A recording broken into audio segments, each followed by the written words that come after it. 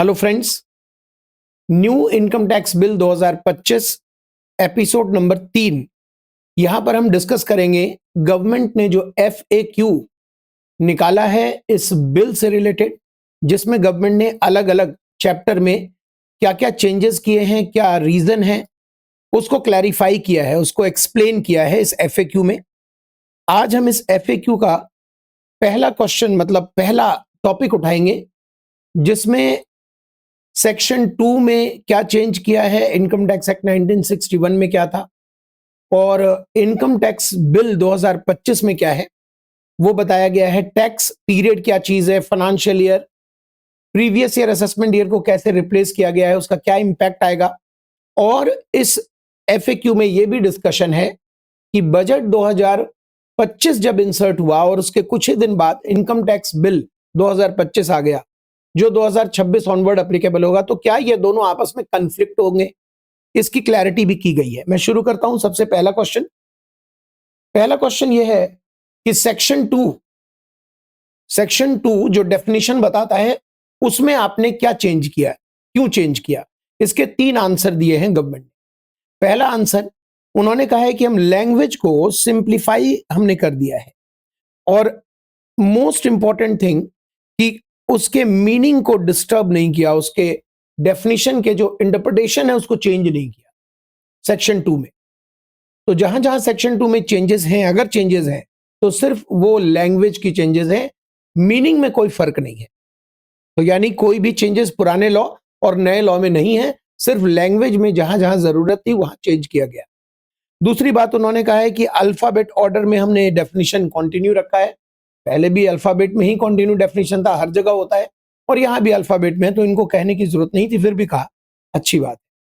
तीसरी चीज उन्होंने एक बात कही जो कि पूरी तरह से ठीक नहीं है, होना भी नहीं चाहिए। देखो, मैं यहां आपको क्लैरिफाई करूंगा कि मेरा जो व्यू है वो व्यू क्या चीज है और गवर्नमेंट ने क्या किया है। मेरा यह कहना होता है कि गवर्नमेंट आप जो कह रहे हो वो कंप्लीटली करेक्ट नहीं कह रहे, लेकिन आप जो कर रहे हो वो ठीक है अपनी जगह।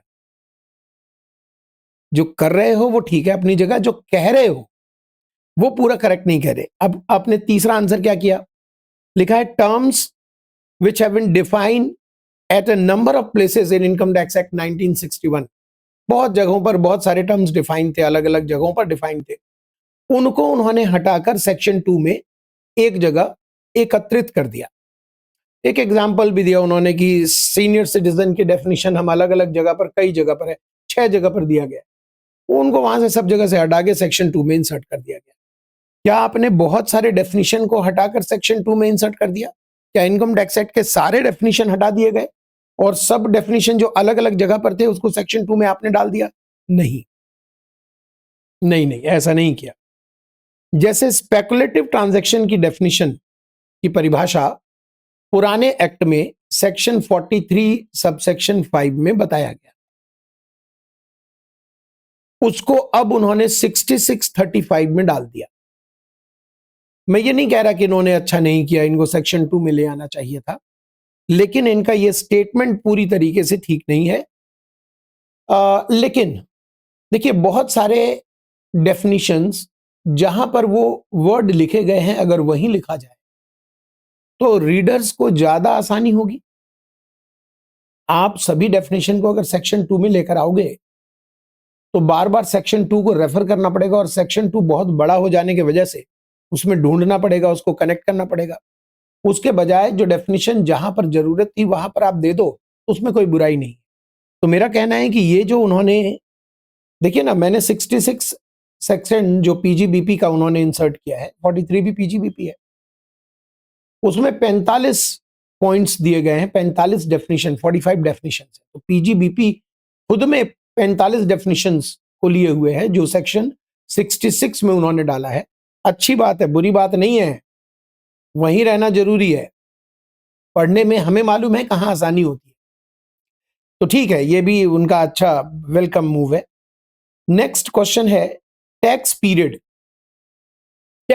Financial year, assessment year, previous year, इस तरीके से कैसे कनेक्ट किया हुआ है इन चीजों को, तो मैं जरा समझाता हूं। पहले लॉ में यह था पुराने लॉ में क्या था मैं बताता हूं। 2 फाइनेंशियल ईयर को रेफर किया गया, जैसे मान लीजिए 2024, 2025, 2026। अगर कोई व्यक्ति यहां पर अर्न करता है इनकम,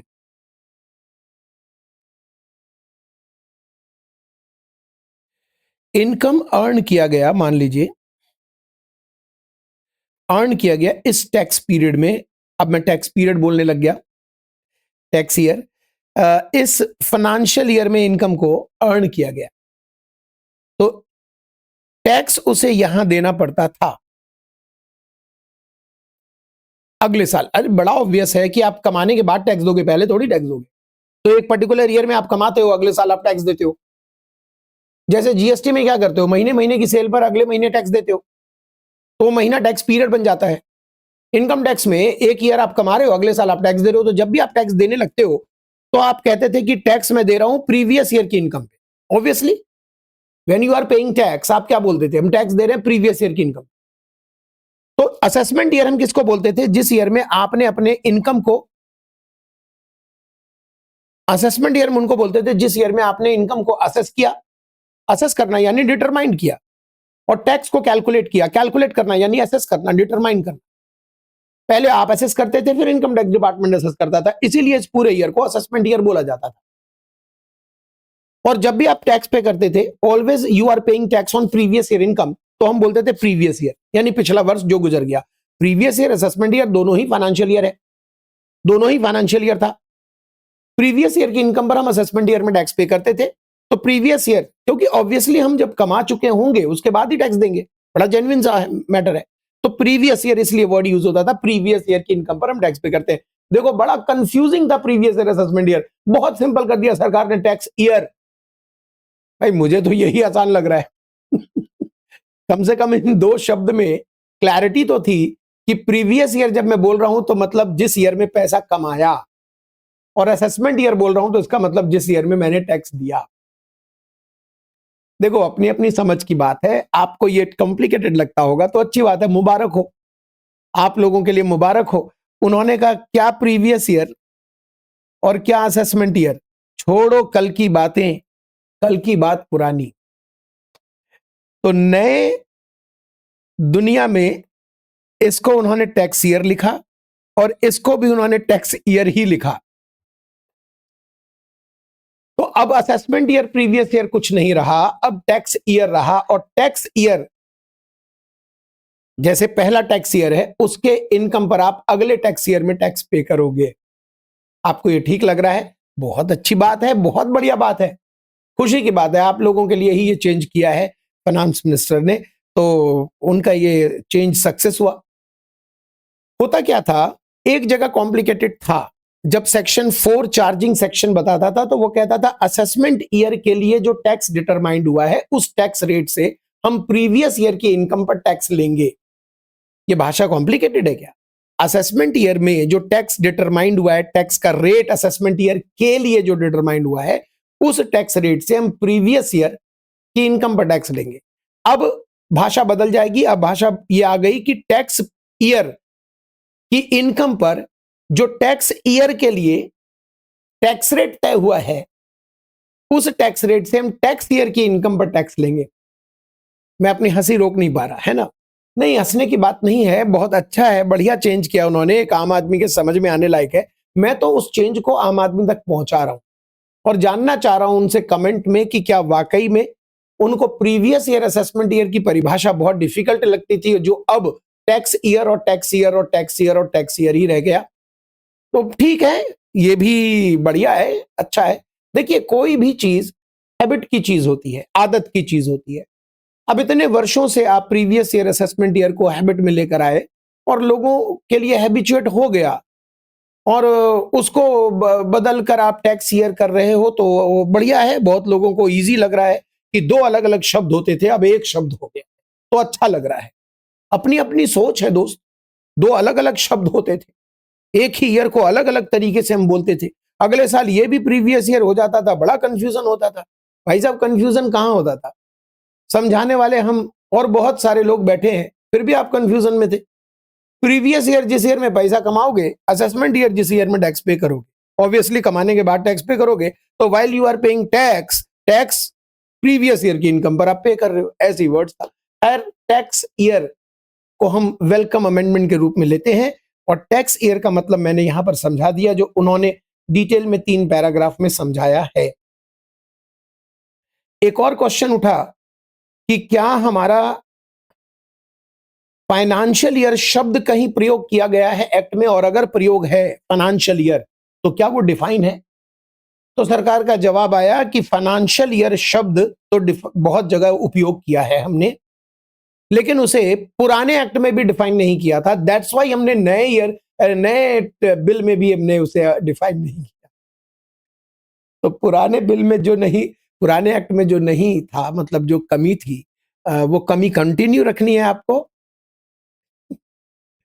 देखिए क्या लिखा है उन्होंने, is financial year also defined in new bill, has the term financial year also used in new bill.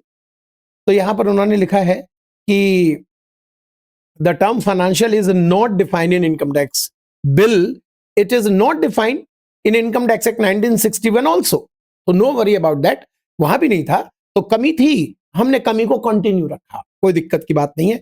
और जिन जिन चीजों को नहीं डिफाइन किया जाता है किसी भी एक्ट में, तो वो जनरल क्लॉज एक्ट 1897 के अकॉर्डिंग डिफाइन होता है, और वहां डिफाइन किया गया है 1 अप्रैल ऑनवर्ड्स। सरकार का कहना था यार फाइनेंशियल ईयर ऑब्वियस है, बच्चा जानता है 1 अप्रैल से शुरू होता है, इसमें भी क्या डिफाइन करना। ठीक है, इसमें मैं कोई कमी नहीं बताता। इन्होंने एग्जांपल लिया है कि हमने कई जगह फाइनेंशियल ईयर वर्ड यूज किया है, उसका मतलब 1 अप्रैल से होगा, जो डिफाइन तो नहीं है बट अंडरस्टूड है। अच्छी बात है, इसमें मैं कोई कमेंट नहीं कर रहा। अब वो कह रहे हैं टैक्स पीरियड, क्योंकि अब टैक्स ईयर हो गया, टैक्स ईयर तो टैक्स ईयर क्या फाइनेंशियल ईयर से छोटा हो सकता है? यही पुराने एक्ट में पूछा जाता था, क्या प्रीवियस ईयर फाइनेंशियल ईयर से छोटा हो सकता था, 12 महीने से छोटा हो सकता है? आंसर था यस, हो सकता है, क्योंकि जब आप नया सोर्स ऑफ इनकम जनरेट करते हो, प्रीवियस ईयर का मतलब बड़ा क्लियर था, year in which you are earning your income. जैसे आप अगर स्टूडेंट हो और अब पैसा नहीं कमा रहे हो, तो आपका कोई प्रीवियस ईयर नहीं है। अंडर न्यू टैक्स बिल, आप स्टूडेंट हो, आप पैसा नहीं कमा रहे हो, तो आपका कोई टैक्स ईयर नहीं है। टैक्स ईयर का मतलब होगा जब आप पैसा कमाओगे, जब आपका सोर्स आएगा, आपने कोई प्रॉपर्टी खरीदी, वहां से रेंटल सोर्स जनरेट हो गई, बिजनेस स्टार्ट किया, वहां से इनकम जनरेट हो गई, कोई भी सोर्स एफडी कराया, वहां से सोर्स जनरेट हो गया, तो उस डेट से आपका टैक्स ईयर शुरू होगा। कब तक? 31 मार्च तक। तो क्या टैक्स ईयर कभी कभी 12 महीने से छोटा हो सकता है? Answer is yes. पहले प्रीवियस ईयर के बारे में ये कहा जाता था, और अब हम टैक्स ईयर के बारे में ये बोलेंगे। अगला क्वेश्चन बहुत अच्छा है, इसको आप ध्यान से समझिएगा, क्योंकि सबके मन में ये बहुत बड़ा कंफ्यूजन है। वो है बजट 25 और फाइनेंस इनकम टैक्स बिल 25 के बीच में कहीं लड़ाई तो नहीं हो जाएगी? इन्होंने कहा लड़ाई कैसी? रंजीत सर ने पहले ही एपिसोड में बता दिया था कि हुआ क्या है, तो उसमें लड़ाई की जरूरत थी नहीं। इनकम टैक्स एक्ट 1961, इसको अमेंड कर दिया गया। बजट 2025 अभी पास नहीं हुआ, तो मैं बजट ही बोलूंगा ना। इन सबको मिलाकर इन्होंने मर्ज करके बना दिया इनकम टैक्स बिल 2025। तो क्या हम ये समझें कि इनकम टैक्स एक्ट में बजट 25 के अमेंडमेंट को मिला दिया गया है ऑलरेडी, और तब बनाया गया है इनकम टैक्स बिल 2025? यस। यानी पुराने एक्ट में कोई चेंज नहीं किया है, पुराना एक्ट एज इट इज है। सेक्शंस ठीक कर दिए, बीच के बहुत सारे सेक्शंस बेकार पड़े थे, हटा दिए, एलिमिनेट कर दिए, जगह जगह पर रिस्ट्रक्चरिंग की जरूरत थी वो कर दिया। तो इनकम टैक्स 1961 की जो आत्मा है, वो आत्मा वही है, बदली नहीं है। कपड़े नए दे दिए गए हैं, सजावट नए तरीके से कर दिया गया है, रिस्ट्रक्चरिंग की जरूरत थी और वो उन्होंने किया है, बहुत अच्छी बात है। तो अमेंडमेंट जो आया है बजट 2025 से, वो एक्ट इनकम टैक्स एक्ट 61 में आया है, उनको मिलाकर इन्होंने बिल पेश कर दिया। क्या ये आपस में कोई टैक्स पीरियड में लड़ लेंगे? क्या नहीं लड़ेंगे। देखिए, ये जो एप्लीकेबल है, ये एप्लीकेबल है फॉर प्रीवियस ईयर 25-26 और असेसमेंट ईयर 26-27। और ये जो एप्लीकेबल है वो टैक्स पीरियड 26-27 से एप्लीकेबल है। तो आपको यह दिख रहा है कि यहां पर कंफ्लिक्ट होने जा रहा है, ये आपस में भिड़ जाएंगे। तो क्या वाकई में भिड़ेंगे? नहीं। कैसे? देखिए, अगर मैं यहां 2 साल डालूं 25-26 और 26-27, तो हम ओल्ड की बात कर रहे हैं। ओल्ड में आपकी ये जो अर्निंग है ना, ये अर्निंग प्रीवियस ईयर की अर्निंग बनेगी और इस पर आप यहां टैक्स दोगे। ये आपका असेसमेंट ईयर बनेगा। इसी को अगर हम नए बिल में लेकर आए तो नया बिल यहां से लग रहा है, यहां से यहां की अर्निंग पे लग रहा है। ये टैक्स पीरियड हो गया, टैक्स ईयर हो गया, और ये पहला जो टैक्स ईयर है इसकी अर्निंग पर लग रहा है। तो यहां देखिए कहीं भी कंफ्लिक्ट नहीं हो रहा। बजट 25-26 की अर्निंग पर लगेगा, 26-27 जस्ट असेसमेंट ईयर का रेफरेंस है टैक्स जमा कराने के लिए। जबकि बिल 25 जो है, इनकम टैक्स बिल 25, वो 25-26 नहीं 26-27 की अर्निंग पर लगेगा। तो आपस में एक कंफ्लिक्ट नहीं हो रहे। ये बात मैंने आपको यहां समझा दिया और यही बात इन्होंने यहां पर भी समझाया हुआ, ये यहां पर समझाया। अगला क्वेश्चन इन्होंने कहा है कि जो चार्जिंग सेक्शन है पुराने लॉ में सेक्शन 4, क्या उसको हमने चेंज किया है? क्या उसको चेंज करने की जरूरत थी? नए इनकम टैक्स बिल 2025 में कौन सा सेक्शन है चार्जिंग का? चार्जिंग सेक्शन सेम है, सेक्शन 4 वहां भी था, सेक्शन 4 यहां भी है। चार्जिंग सेक्शन में चेंज क्या किया है उन्होंने लिखा है कि हमने इसको सिंप्लीफाई कर दिया। जहां पर previous year assessment year word use था उसको डिसकंटिन्यू कर दिया, वहां पर टैक्स ईयर हमने वर्ड यूज कर दिया।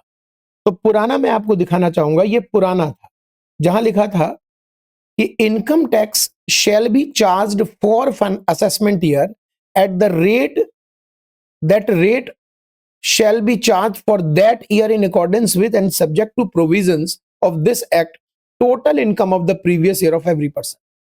हम लोग इसे समराइज करते थे बच्चों के लिए कि बच्चों, पर्सन के प्रीवियस ईयर की इनकम पर असेसमेंट ईयर में टैक्स लिया जाएगा। ये इसका इंटरप्रिटेशन था। साथ में प्रोविजोज वगैरह भी मेंशन किए हुए थे।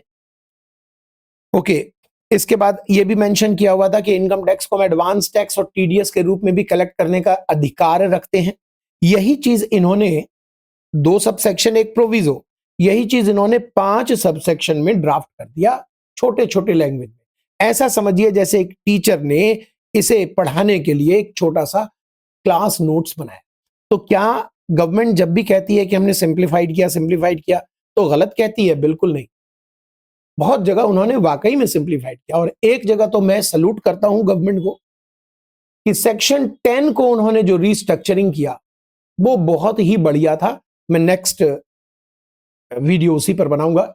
सेक्शन 10 की रीस्ट्रक्चरिंग बहुत ही बढ़िया है, क्यों एस्पेक्ट्स छोड़ के। देखो, कुछ तो अपवाद, कुछ तो लोग कहेंगे, है ना, तो उन लोगों में मैं भी हूं। कुछ तो हम कहते ही हैं, लेकिन अच्छा काम किया है। अच्छा काम है तो क्रिटिसाइज भी किया जाता है, ऐसा नहीं है। तो हम क्रिटिसाइज करेंगे तभी इंप्रूवमेंट होगा।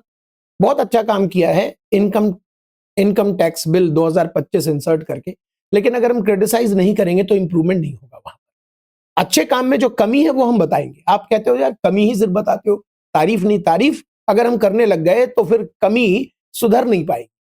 तो हमारा काम है हम कमी बताते रहेंगे और गवर्नमेंट इसको सुधारते रहे। हम लोग इसी तरीके से चलते हैं, ठीक है। तो अच्छा किया है। यहां देखिए उन्होंने क्या कर दिया, 5 सबसेक्शन डाल दिए, छोटे छोटे पॉइंट्स में तोड़ दिया। Income tax for any tax year shall be charged as per the provisions of this act at the rate और rates which are enacted by central act for such tax year। जिस tax year के लिए हम tax बताएंगे, rate बताएंगे, उस year की income पर आपको वो टैक्स पे करना पड़ेगा। उसके बाद उन्होंने प्रोविजंस मेंशन कर दिए कि सभी पर्सन के लिए एप्लीकेबल है, हमें कहीं एडिशनल टैक्स लेने की जरूरत पड़ेगी तो हम ले सकते हैं, सरचार्ज, हेल्थ एजुकेशन सेस, उसमें कोई दिक्कत नहीं है। टीडीएस वगैरह भी हम कलेक्ट कर सकते हैं, किसी और टैक्स पीरियड, टैक्स ईयर के लिए हमें कभी टैक्स लेना पड़ जाए तो वो भी हम ले सकते हैं। अगला लास्ट क्वेश्चन उन्होंने पूछा, खुद ही से पूछते हैं ये क्वेश्चन एफएक्यूज का आंसर किया कि फाइनेंस कंपनीज और फाइनेंस यूनिट्स का भी कोई रेफरेंस है क्या बिल में। असल में क्या था कि ये जो दो शब्द आए हैं फाइनेंस कंपनीज और फाइनेंस यूनिट, ये बजट 25 से आए। बजट 25 में कहा है कि ये दो बिजनेस एंटिटी अगर लोन एडवांस का आदान प्रदान करते हैं तो इसे हम डिविडेंड ट्रीट करेंगे। ये बजट 25 का अमेंडमेंट है और बजट 25 के अमेंडमेंट को फाइनेंस बिल 25 के अमेंडमेंट को इनकम टैक्स बिल 2025 में इंसर्ट करना ही था, जो मैंने पीछे आपको बताया कि वो तो इंसर्ट करेंगे ही करेंगे, तो उसमें वो इंसर्ट ऑलरेडी किया गया है। तो इनका कहना है कि जब भी आप पढ़ें हमारा इनकम टैक्स बिल 2025 पढ़ें तो ये मानकर पढ़ें कि 1961 का जो एक्ट है उसमें बजट 25 के अमेंडमेंट को जोड़कर बनाया गया है इनकम टैक्स बिल 2025। तो आप पुराने से कंपेयर करेंगे तो आपको लगेगा अरे ये क्या आ गया जी, फाइनेंस यूनिट्स क्या है, क्या चीज है, जबकि ऑलरेडी हमने बजट में फाइनेंस यूनिट्स बताया हुआ है, वही इसमें इमर्ज हुआ है, वही इसमें जुड़ा है। ठीक है, तो जुड़े रहिएगा। मैं छोटा छोटा ही क्लिप पॉसिबल हो पाएगा क्योंकि नया है, हमें भी मंथन की जरूरत होती है, हमें भी रिसर्च करना पड़ता है, समझना पड़ता है और उसके बाद वीडियो तैयार करने होते हैं, तो समय लगेगा। धीरे धीरे करके हर एक टॉपिक पर मैं प्रयास कर रहा हूं कि आपके लिए वीडियो लेकर आऊं। Thank you so much.